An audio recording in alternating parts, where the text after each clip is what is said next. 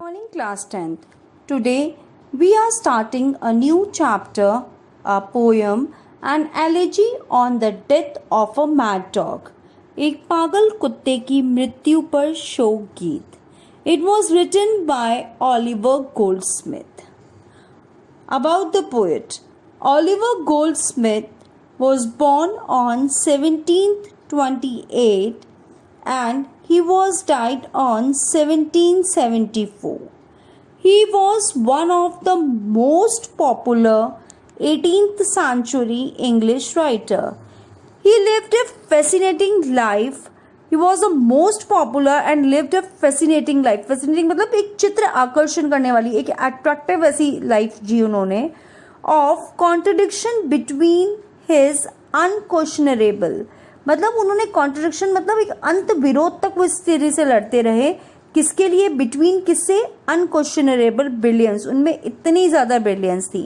And self destructive tendency, self destructive मतलब एक हानिकारक प्रवृत्तियों जैसा नेचर था उनका. His plays, poems and essays have been very popular. उनके जो प्लेस थे, ड्रामा थे, पोएम्स थे, जितने भी उन्होंने निबंध लिखे वो सब बहुत बहुत ज़्यादा फेमस थे. Now let's see about the poem. The present poem is an extract from Oliver Goldsmith novel the weaker of Wakefield. ये कह रहे हैं कि जो प्रेजेंट पोएम है ये एक्सट्रैक्ट है, ये लिया गया है ऑलिवर गोल्डस्मिथ की वो नॉवेल से जिनका नाम है the weaker of Wakefield. Weaker मतलब ये वीकर मतलब एक पादरी की, वेकफील्ड मतलब आत्मकथा, एक स्टोरी जैसी बताई है उन्होंने. It mourns the death of a mad dog and is called an elegy in a satirical way. उन्होंने कहा कि ये mourns मतलब एक तरीके के शोक के ऊपर है, डेथ एक मरने के ऊपर एक पागल कुत्ते के. और जिसको क्या कहा गया है, उन्होंने क्या कहा, किस नाम से बोला है? एक एलिजी बोला है. और किसके लिए बोला है? सेटेरिकल मतलब एक व्यंग प्रूफ तरीके से उन्होंने बताया कि किस तरीके से एक कुत्ते के मरने के ऊपर उन्होंने ये पूरा का पूरा स्टोरी ड्रामा लिखा है, पोयम लिखी है. An elegy is a poem which express sad feeling over the death of a friend और ऑफ एन इम्पॉर्टेंट पर्सन. वो कह रहे हैं कि ये उन्होंने एक ऐसी पोयम लिखी है, एक ऐसी चीज़ उन्होंने एक्सप्रेस करी है, अपनी एक फीलिंग मतलब दुख भरी फीलिंग एक्सप्रेस करी है आप लोगों के सामने कि एक डेथ, एक किसी जानवर के, किसी के दोस्त के मरने के बाद या किसी इम्पोर्टेंट इंसान के मरने के बाद. The poet describes friendship between a man and a dog. ये कह रहे हैं इसके अंदर पोएम डिस्क्राइब करती है, हमें डिटेल में बताती है एक ऐसी फ्रेंडशिप के बारे में जो between man and a dog, इंसान और कुत्ते के बीच में. At first they get along well but after some time they begin to quarrel and become enemies.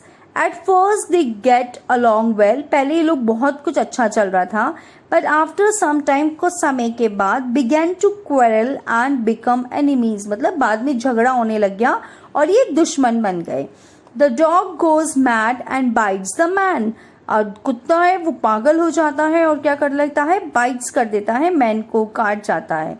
The town people lament that this good man must die a wretched death. अब जो town के, गांव के area के लोग होते हैं ना, वो लेमिनेट करते हैं that this good man. Laminate मतलब विलाप करते हैं, दुख होता है उन लोगों को कि अरे डॉग ने इसको काट लिया तो ये अच्छा इंसान है. ये wretched डेथ मतलब इसको मनहूस के, इस कुत्ते के काटने से इसको क्या होगा? मर जाएगा ये. betrayed by the ungrateful cur that he had trusted. वो कहते हैं betrayed मतलब कि इसे धोखा हुआ है. किससे? कर से, मतलब इसको धोखे का संकेत हो गया था कि उस इंसान ने दैट ही हैड ट्रस्टेड, एक इस इंसान से इसको धोखे का संकेत हो गया था जिसके ऊपर इसने क्या किया? विश्वास किया. अब ये जो पोएट ने डिस्क्राइब करी थी फ्रेंडशिप के बारे में बता रहे थे पोएट अपन लोगों को, पर लोगों ने क्या किया? कुत्ते की और इंसान की दोस्ती थी, इंसान ने झगड़ा हुआ दोनों का और कुत्ता पागल हो गया. When the dogs get mad तो उसने क्या किया? इंसान को बाइट कर लिया और बाइट करने के बाद टाउन के सब जने लैमिनेट करने लग गए। लैमिनेट मतलब विलाप करने लग गए, दुख करने लग गए कि अरे यार इसको इस इंसान ने अच्छे इंसान को काट लिया, तो अब क्या होगा, इस मनहूस कुत्ते ने काट लिया तो बिट्रेल हो जाएगा। बोले इसके साथ में कितना धोखा हुआ और उसको धोखे का संकेत हो गया था, कर हो गया था, किसके साथ में, दैट ही हैड ट्रस्टेड, उस इंसान के साथ में जिस कुत्ते के ऊपर इसने विश्वास किया था। The poem is a good example of satire on human behaviour. ये कहते हैं कि ये पोयम एक बहुत अच्छा उदाहरण है ह्यूमन बिहेवियर के बारे में। The sudden reversal of situations in the end of the poem makes the satire bitter.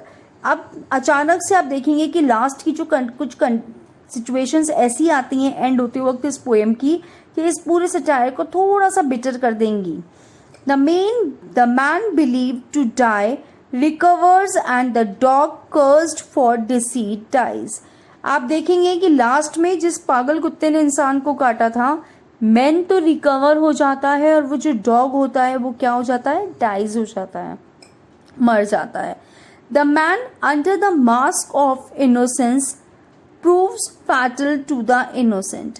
ये कहते हैं कि जो इंसान बहुत सी, the man under the mask of innocence, एक इंसान जो एक मुखौटे में ढका हुआ है, कवर लगाकर ढका हुआ है अपने इनोसेंस का, proves fatal to the innocent, और किस तरीके से फैटल करता है अपनी इनोसेंट को। Now let's see an elegy on the death of a mad dog, main points of the story. So now let's discuss the main point. In Islington, there lived a man known for his moral and his principles. People had a good opinion about him. ये कह रहे हैं इंग्लिस्टन करके एक जगह थी, वहां पे इस्लिंगटन में एक इंसान रहता था। इन इस्लिंगटन एक there lived a man, एक इंसान रहता था, वो मॉरल और अपने प्रिंसिपल्स के लिए, सिद्धांत के लिए माना जाता था। People had a very good opinion about him. Peoples की इसको लेके बहुत good opinion थी। He always tried to help others and gave clothes to the poor naked person. वो हमेशा लोगों की मदद करता था और गरीब लोगों को जो बेचारे नेकेड होते थे, जिनके पास कपड़े नहीं होते थे, उनको कपड़े देता था। In the same town there lived a dog. The dog and the man were friends. अब उसी same town के अंदर एक कुत्ता